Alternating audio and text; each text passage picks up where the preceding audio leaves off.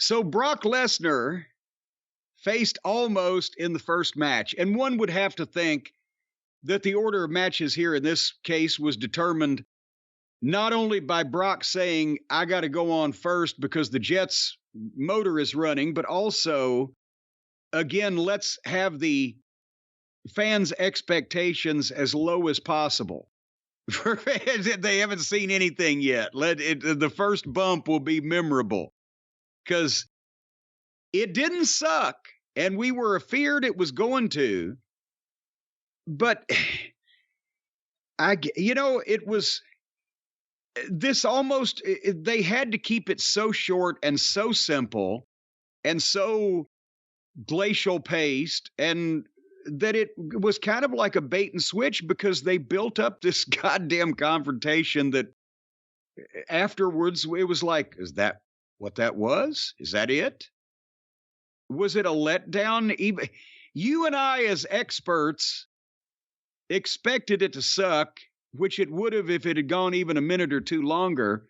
But the average fan, and they were all happy to be there. But do you think even they were like, to start off like that? It was what it was. No, I can't say it was a 2-minute match because they drug it out, but it was almost no selling everything. Brock selling great, a bear hug, a couple of body slams, and then Brock Germaned him 3 times and F5'd him 1, 2, 3. It was great. I thought it was great. I loved it. It was exactly how long it should be. It was exactly how much action. It never slowed down.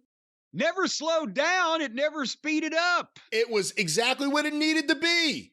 Everyone reacted. Everyone reacted. You've never seen Brock get thrown around and get his ass kicked like that. I loved it.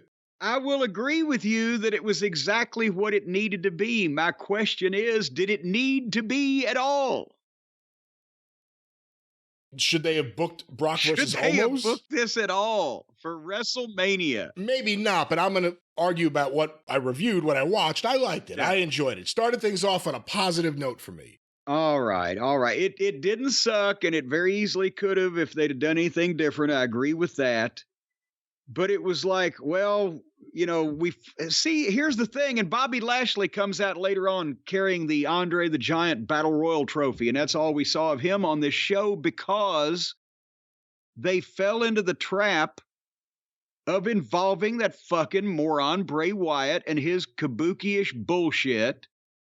And it screwed up the positioning of 2 of their major stars on the biggest show of the year because after one guy absolutely didn't want to work with him, and rightfully so, and then the other guy, he fucking disappears on and goes into the fucking vapor. Then nobody still knows what his fucking issue is.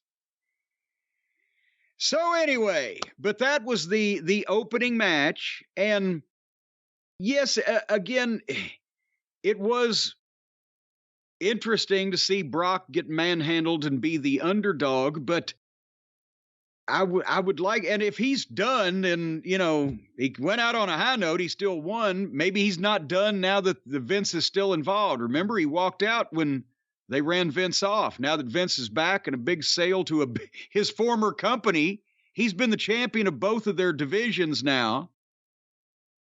So maybe he's coming back. In that case, he'll move past this, but it was you would hope that Brock could show vulnerability like that with somebody that was actually going to draw money in the future. That's what I'm saying to you. What's draw money in the future, though? On a pay-per-view? So, yes. A pay-per-view or whatever however they're going to be operating this fucking thing, going forward. But in some, almost is, the ceiling is there, right? So why not do this now? That's the thing. It's one thing if they had booked this when Omos first showed up years ago as whatever. Was he in the fight pit with Shane and Dabo Kato? I don't even remember. But then he's with AJ as like his bodyguard. Then he just starts wrestling. Now he's with MVP. If at the very beginning, this giant who looks ultra impressive and could do this kind of thing with Brock, if you'd done something like this then, it'd be one thing. But because you haven't, how much longer do you think You keep it almost. Well, you shouldn't say that. They kept Khali around for years. Yeah. They like having giants. Yes. You can't see the giants for the trees.